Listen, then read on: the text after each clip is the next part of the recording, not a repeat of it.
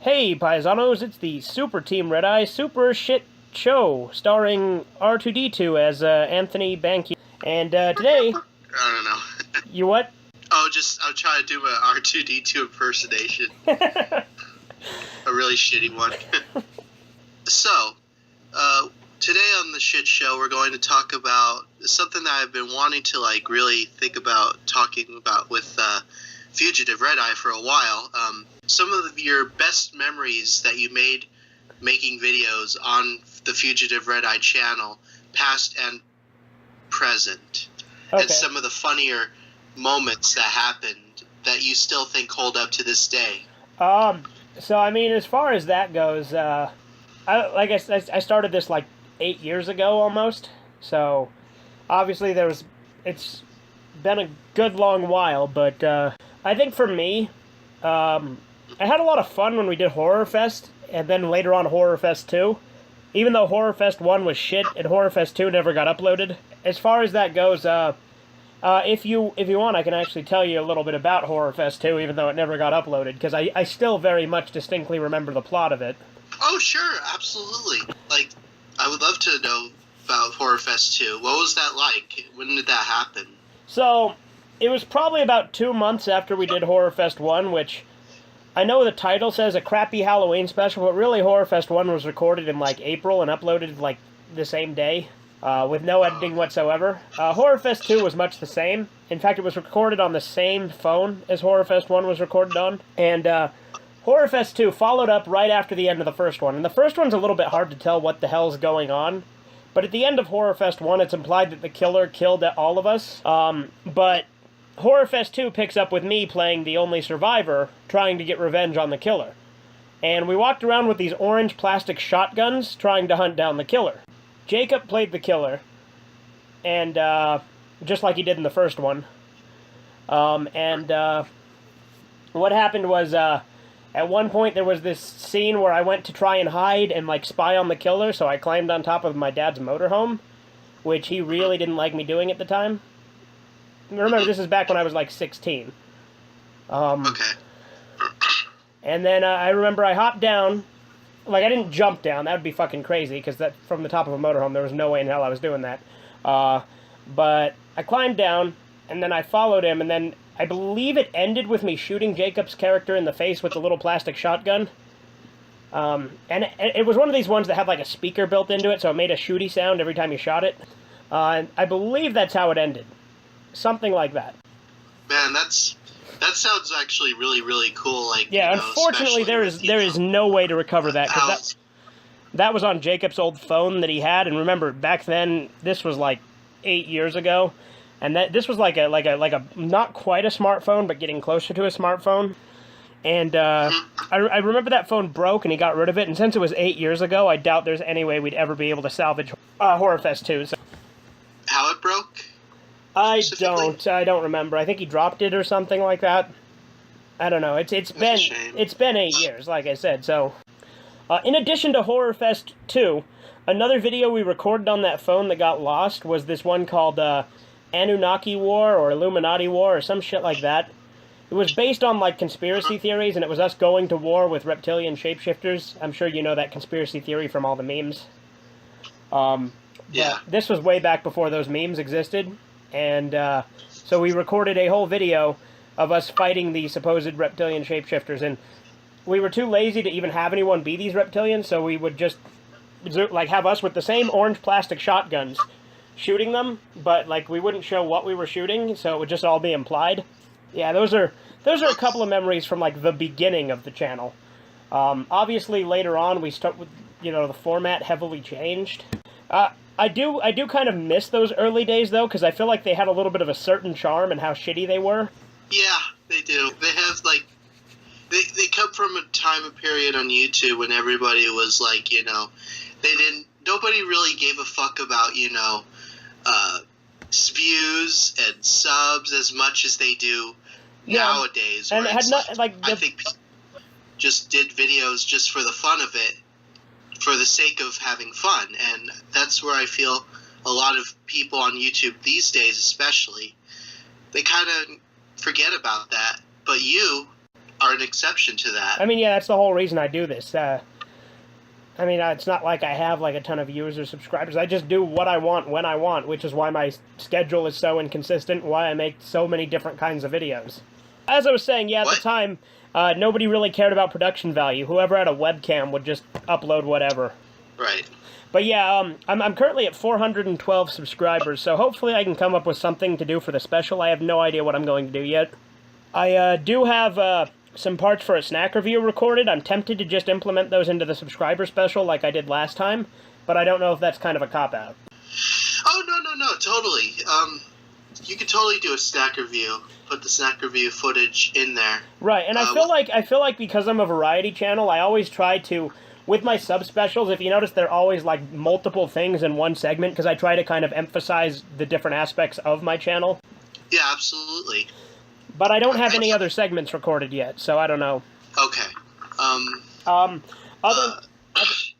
Other memories, I remember when I first rebooted the channel, I actually had a very distinct plan in place that obviously didn't work out. So first off, the main part of the plan was every video was going to be me, Snowman, and Dozermac. And it was going to be the three of us sitting on a couch talking about whatever.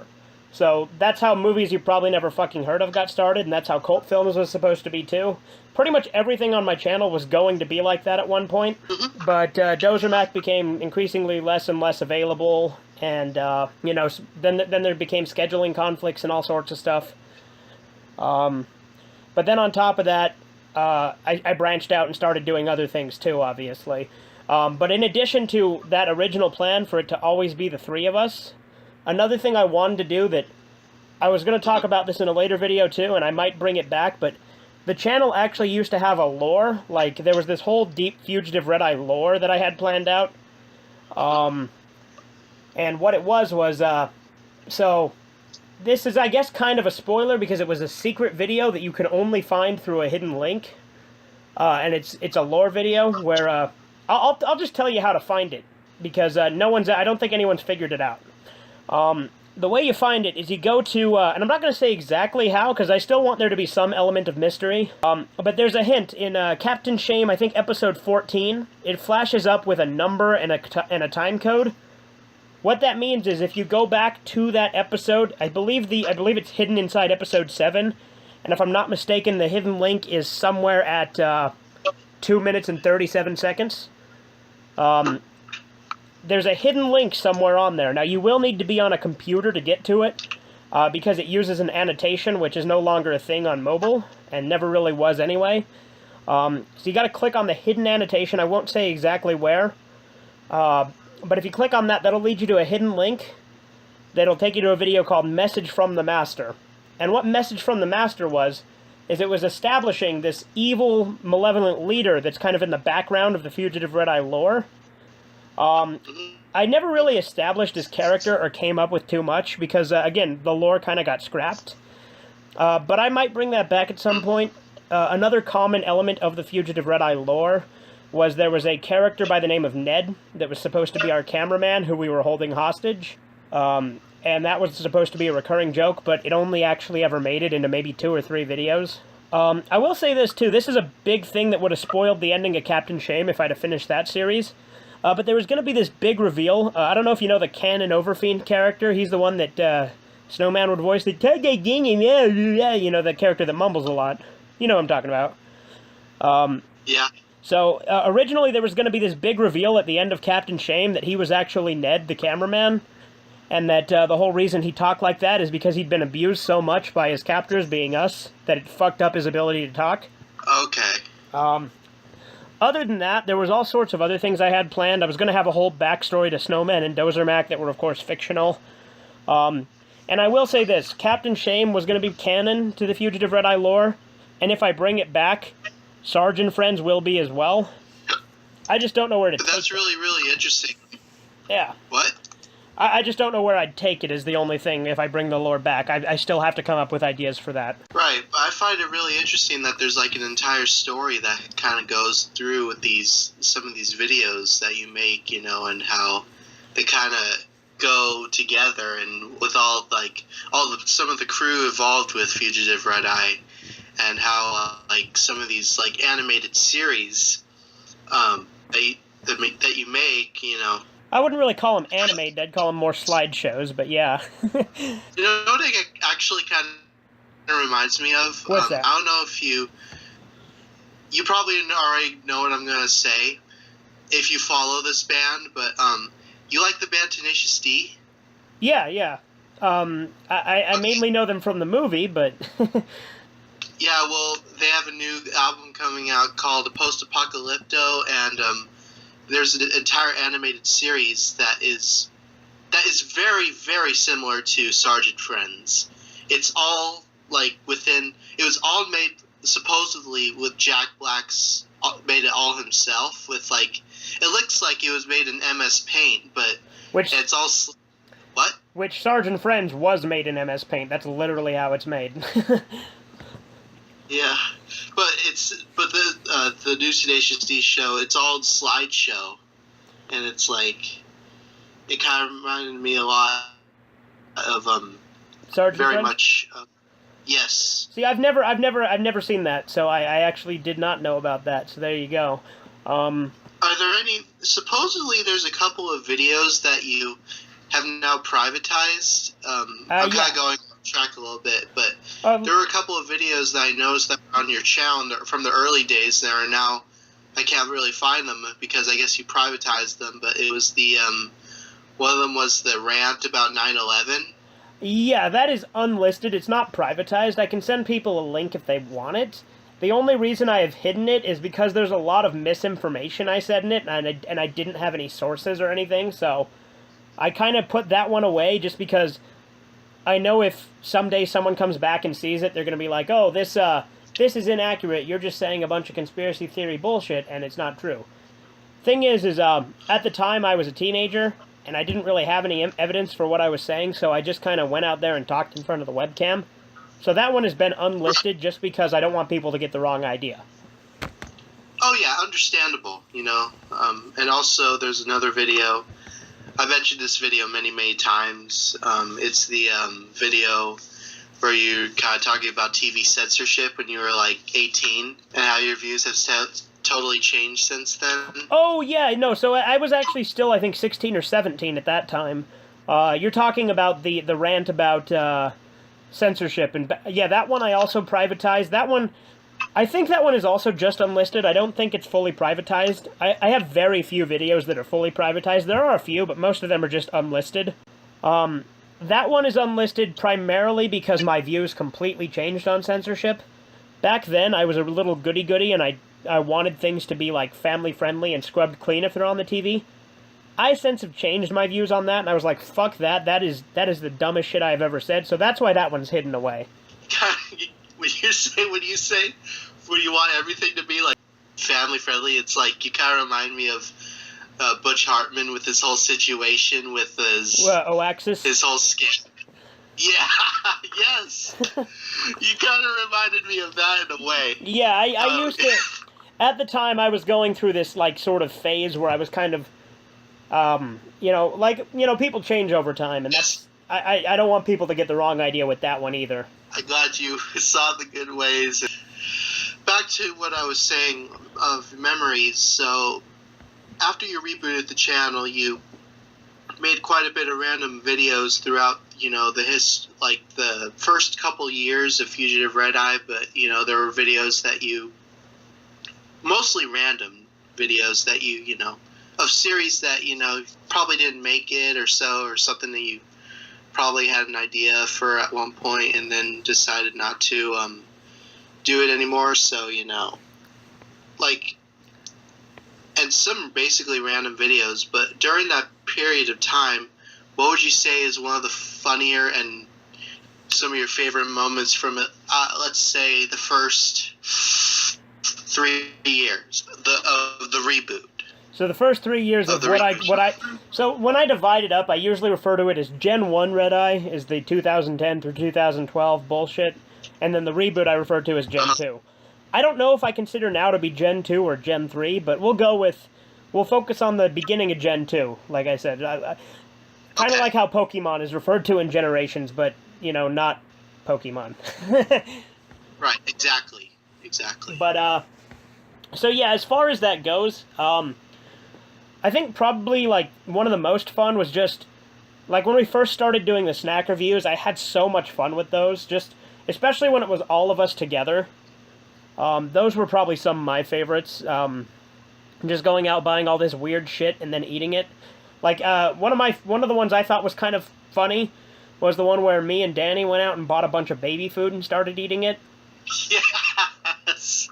Yes. And, like, there was this one line in it Danny said best. that I found really fucking funny, where Danny's like, I like my peaches just like I like my woman's. And then he's like, that sounded stupid as fuck. So... Other than that, another lost video that I actually had a lot of fun doing that you've never seen, was the actual real version of Movies You Probably Never Fucking Heard of Episode 2.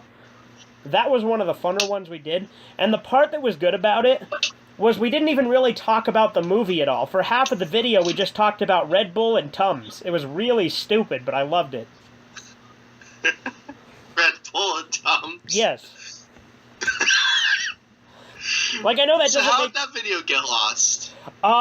So we were using this trick to record it. Like, so, if you don't know, back in the day, there used to be a thing where you could record straight to YouTube, so it doesn't actually store on a computer.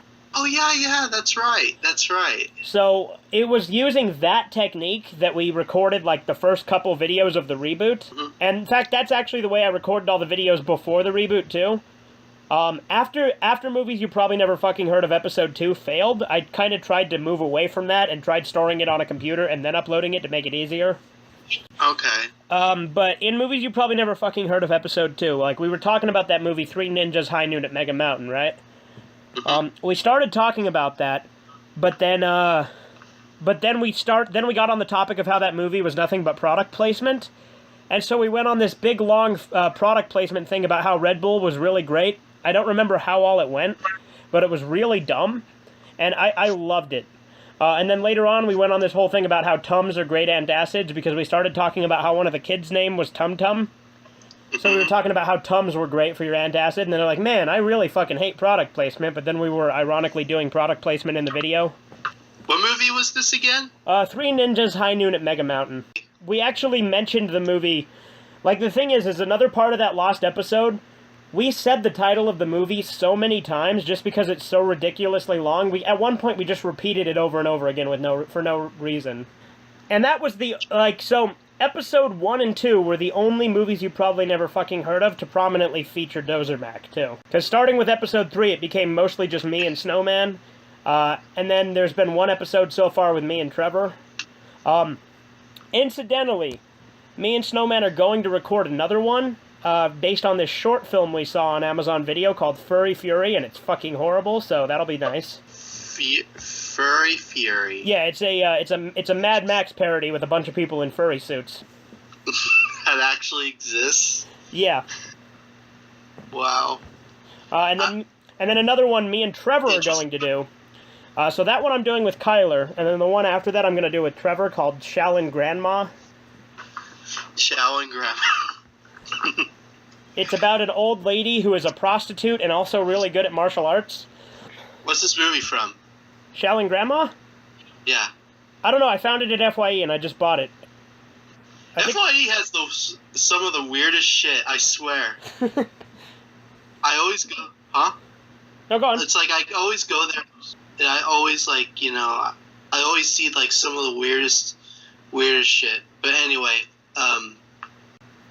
Yeah, those are those plans for those new episodes, but that's the series I always have the most fun doing, when I first rebooted the channel especially, because it would be, we'd sit down, we'd watch a weird-ass movie, then we'd sit down in front of a camera and just ramble on about it. That's why I love that series so much.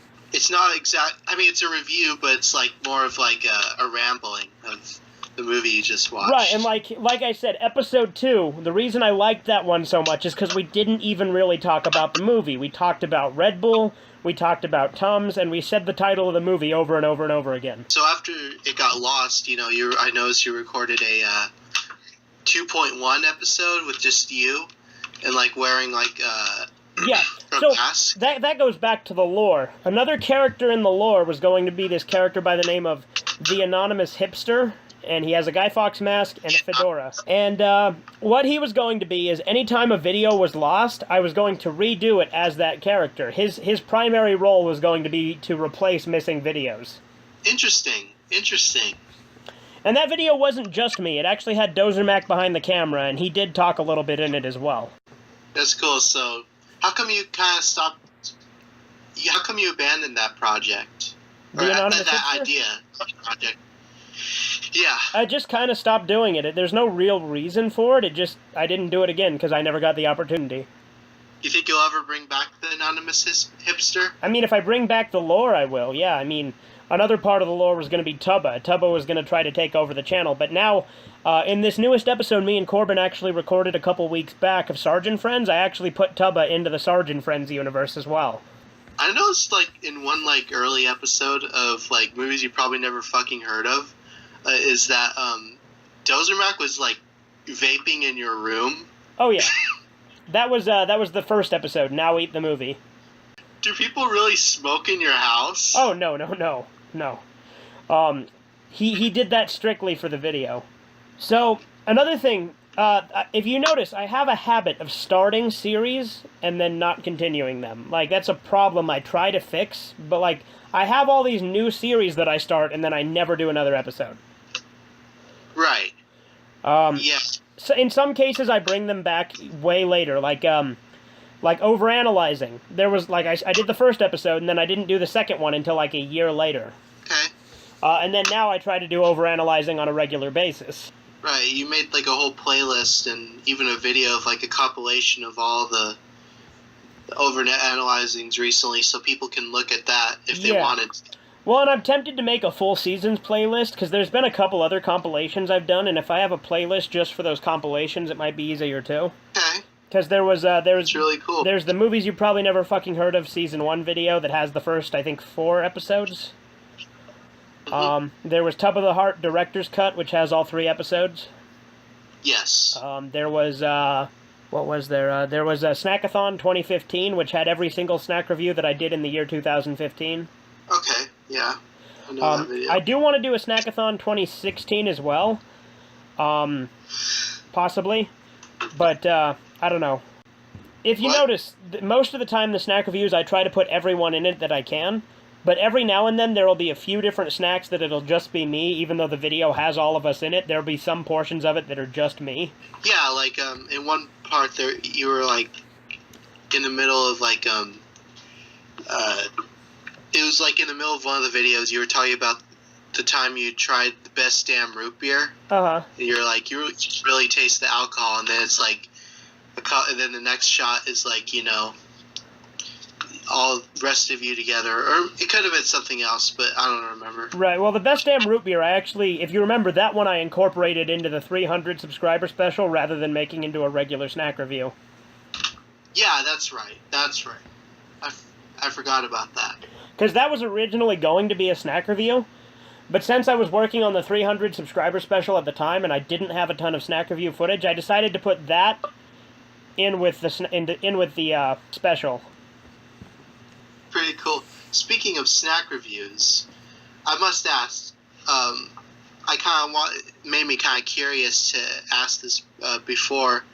Of all the snacks, drinks, or food, what was the absolute best thing you ever tasted? So, I mean, that's a hard one because I've done a ton of those videos and I don't remember absolutely everything that I've tasted. I'd have to say out of, like, at least as far as I can remember, one of the better ones was definitely the Reptar bar, because it was the highlight of that video. Yes. And I'd have to say one of the worst ones I've had is Reptar cereal. But you haven't seen that one yet, because that's part of that new one I've been recording.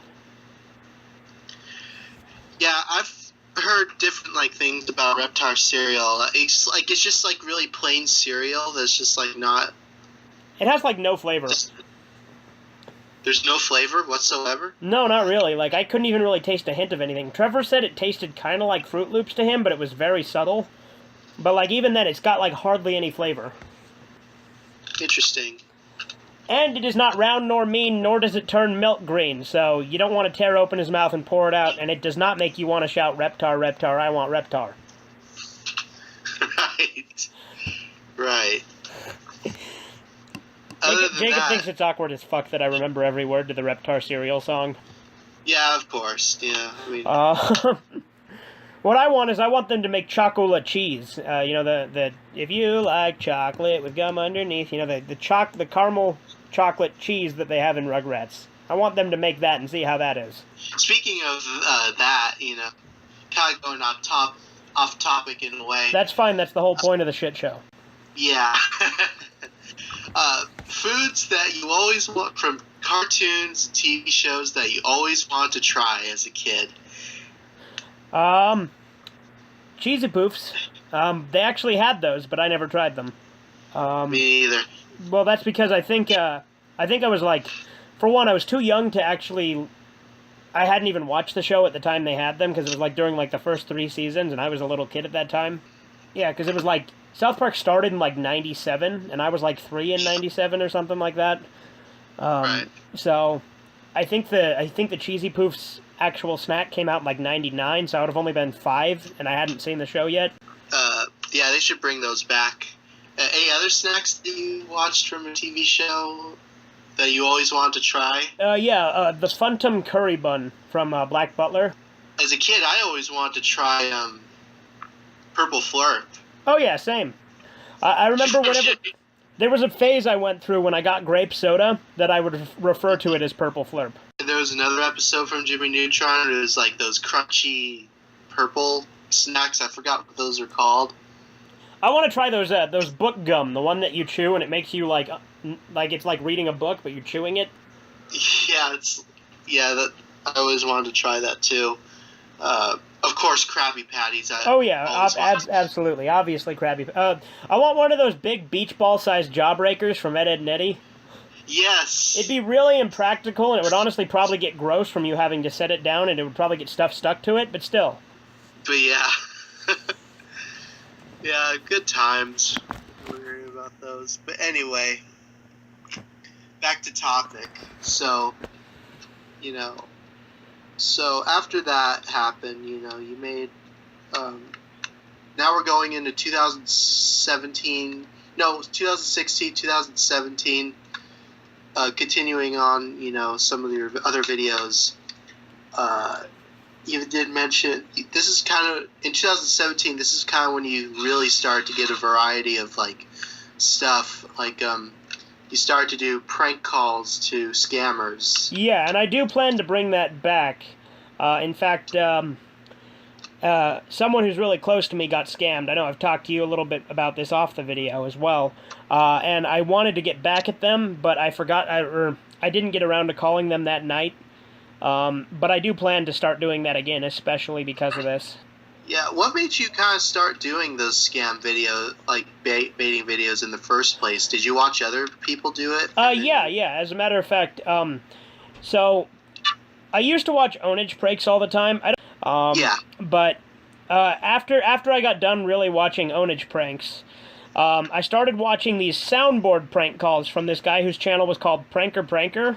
And he would upload Dr. Phil calls scammers all the time, which is why I ended up doing one of those at one point. And I used to watch those all the time back in the day.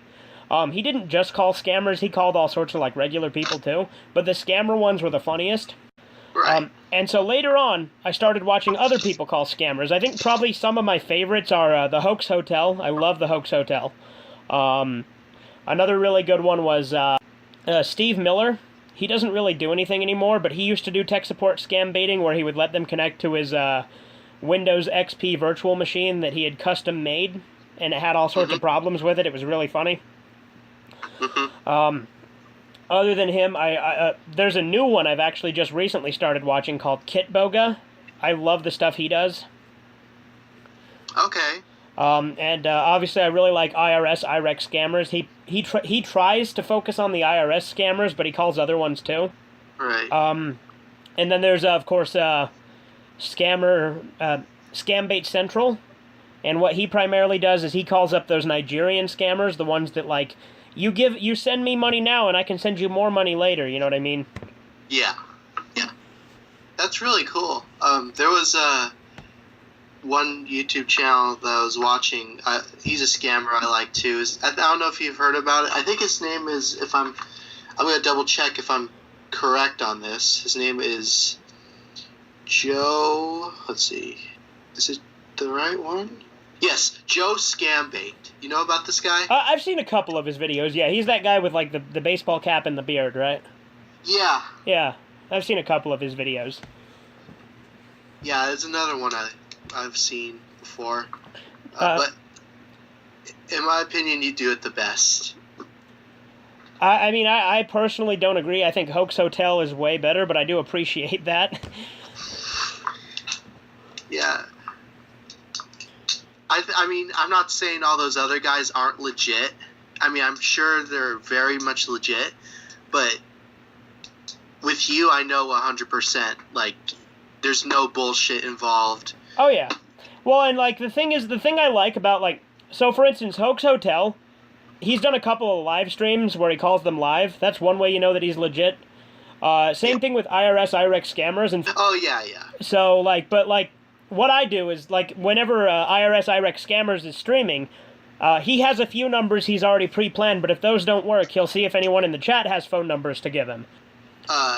Also, and on the topic of live streams, have you ever been on, like, other than, like, what's Snowman's live stream on Twitch and stuff, have you ever been on and appeared in another live stream of someone else's before in the past? I have never appeared, like, actually spoken on someone else's live stream, no.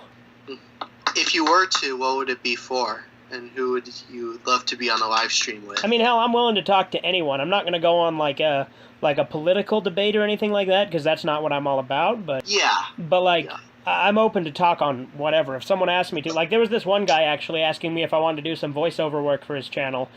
No way. And I'm like, sure, why not? But the problem is he hasn't got back to me in a while, and I think he's been struggling with ideas, so if anything comes of that, I'll, of course, let you know.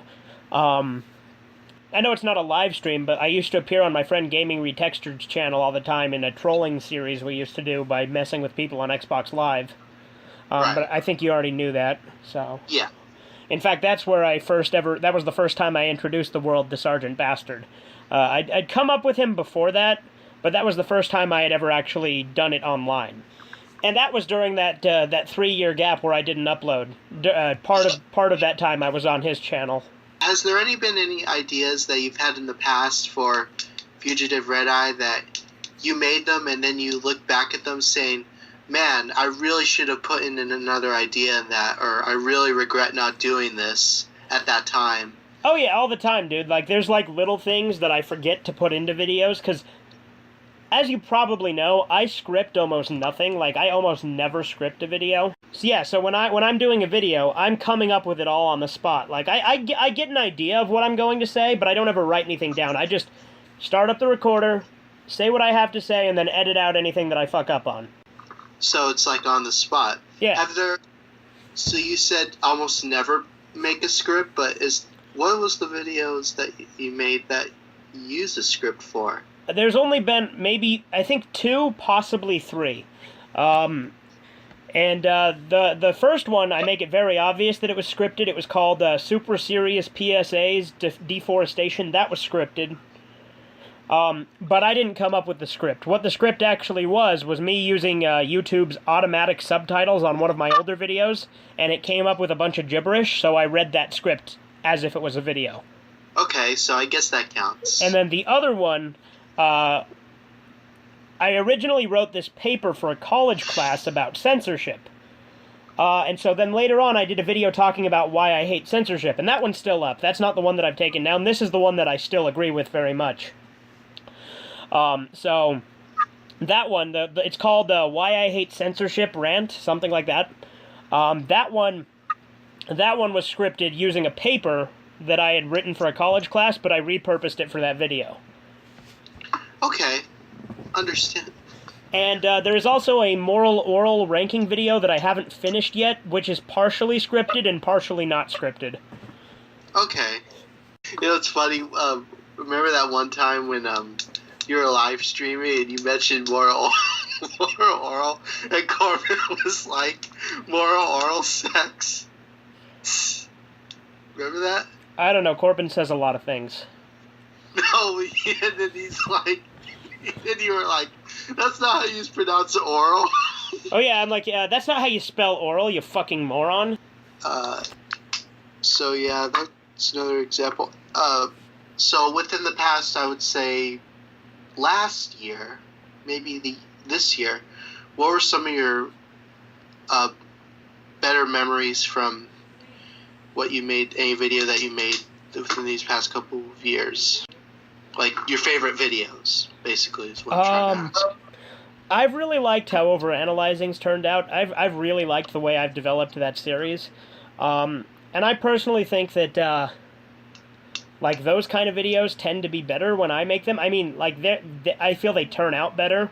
That doesn't mean they're the funnest to make. I still think the funnest to make are movies you probably never fucking heard of whenever I get the chance. But those ones, and a lot of the Go Nagai stuff I've done, especially, I've really enjoyed doing just because I've been obsessed with that stuff lately, and why there's so many of them. Yes. Which I try to mix it up so that I don't get too repetitive with my videos, but at the same time, I do enjoy doing that, so that's why I do so many Go Nagai videos. And I do have an audience for it. There's probably like 4 or 5 people that exclusively watch me for those videos, so... Right. A thing I noticed about a lot of those videos, and this is more of like a personal thing, but whenever I like sometimes watch a review, I really try not to get spoiled when I watch it. Well, that's why when I do those, if there's spoilers in it, I make it very clear. Right. Now, what? I like, the thing is I include spoilers in a lot of those, but there's been a few that I haven't. Like, there's been a few that I don't put any spoilers in. But if there are spoilers, I do always put a disclaimer. I'll get into that another time. It's more of like a personal thing, but like... I get you. And that style, not everyone's gonna like, but that's just how I do them. Right. And, Go Nagai, speaking of Go Nagai, I noticed you've been really obsessed with him. What made you get obsessed with Go Nagai in the first place? Well, I mean, I did a whole video dedicated to that, the How I Got Into Devilman video. That's pretty much how. I don't know if you've seen that, but basically it started... like probably 5 years back. I saw this video. I think it was on the Anime Man's channel, but it's not up on his channel anymore. I think he either unlisted it or privatized it or something. But he did this video talking about what he considered to be the top 10 most controversial videos, or controversial animes, rather. And at number 1, he put something called Violence Jack. And from that, I was curious, so I watched that and I loved it. I liked it so much that I read the manga, as far as I could at the time. Once I had finished reading the manga, I looked online, and I found out that Violence Jack was supposed to be a sequel to something called Devilman, at which point I checked that out, at which point I got really into Devilman, at which point I started looking into the author, Go Nagai, and then I got into everything else he's done. That's really, really cool. We all have, sort of like obsessions with like people who make animes or mangas, When I was in high school... This t-shirt is a Violence Jack t-shirt. If you were to meet Go Nagai in person, what would you tell him? And what would you ask him, or what would you say to him? Well, if you ever met him. See, that's the one thing about me, is I'm really awkward about wanting to meet people that I like, I really like celebrities and stuff. But meeting him, I would probably... Number 1, I'd tell him how much I like his work, obviously. Of course. And I'd ask him, I'd ask him a few unanswered questions, like, I have some major questions about Devilman Lady. I'm not going to go into it, because that would be spoiler territory, but there's some stuff towards the end of the manga that makes absolutely no fucking sense and is very uncharacteristic. So I'd ask him about that, and exactly what his thought process was on it, and see if he could just clarify exactly what's going on, because the ending to Devilman Lady is really abrupt, and I'd kind of want some clarification on it, for one. Oh, okay. Other than that, I would ask, I'd ask him what his plans are for the ending of Devilman Saga, because he's still currently writing that. I doubt he'd tell me that, because he's probably keeping that to himself until he finishes writing it. And I'd also talk about the Violence Jack Devilman connection, because that is a very heavily debated thing amongst the fan base. Yeah, I can't. But anyway, sometimes we hear a lot of people, like, we don't know how they really are, We kind of wonder what they were. Yeah. But you mentioned, like, getting awkward with celebrities? Well, it's not even just that. It's not the celebrities. It's the fact that... Because I don't care if people are celebrities. Like, for instance, I'm not going to pay money to go meet someone no matter who they are. I just don't get that. For instance, I'm not going to pay $100 to go meet someone or $200. Fuck that. They're just a person. I'm not going to do that just to meet someone. But right. go meet a guy, and if I actually have a conversation with him, I'd fucking love it. Like, if I have a full conversation, get some autographs, actually spend a minute talking to him, I'd be happy to do that. Biggest problem with that, I don't think he speaks a word of English, so there would have to be some sort of interpreter there. But anyway, yeah, I get it.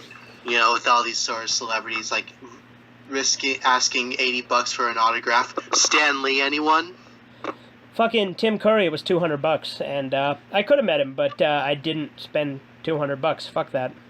What were some of your other favorite moments from the last year?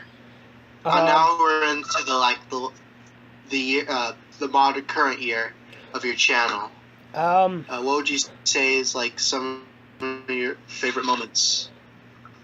I mean, I've really liked. I think one of my I don't know if this was this year or last year, but I really liked my Chrono Trigger live stream. I feel like that is my best live stream I have ever done.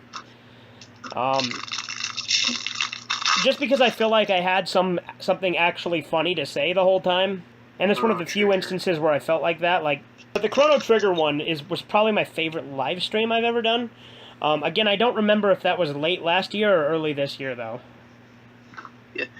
Personally, my favorite live stream you've ever done is probably the Gantz live stream.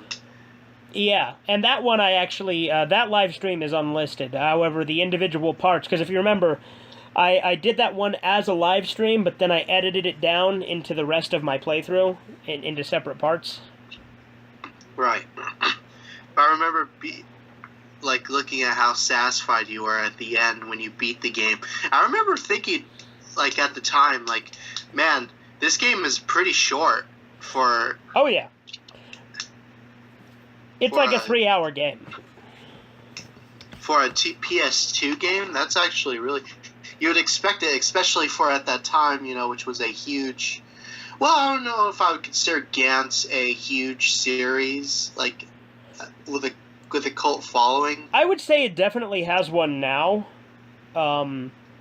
Especially since it was successful enough to get that Gantz O CGI movie that was made in 2016. And that's actually really good. That's fucking terrific. I recommend people check that out if they haven't seen it. Gantz O. I've reviewed it as well, but it's great. Yeah, I'll have to check it out. It's dubbed and subbed, or is it only subbed? I believe so. I don't know. I watched the Japanese. Are there any other series that you plan to continue in for the rest of 2018 and 2019? Yeah, I do plan on doing more Badass Showdown. I've only done 2 of those so far, but I have some plans for more. Obviously, I'm continuing Dumb Angel. I need to read some more of that, actually. It's been a minute since I have. I think I did one like 2 weeks ago. And that's a fucking long story, so I really should probably try to do those more often. Obviously, Sarge and Friends, my different review series that I always have done. I do plan on bringing back cult films at some point, possibly. But obviously, movies you probably never fucking heard of is coming back. But oh, and nostalgic gaming stories. I got to do more of those. All right, that all? That's it. That's where we're going to end it then.